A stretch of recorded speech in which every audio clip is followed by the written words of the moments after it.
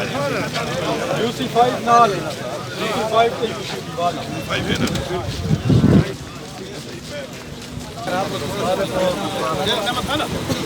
थोड़ा यार टेप तो परे रहना चाहिए पहले आगे सर एक मिनट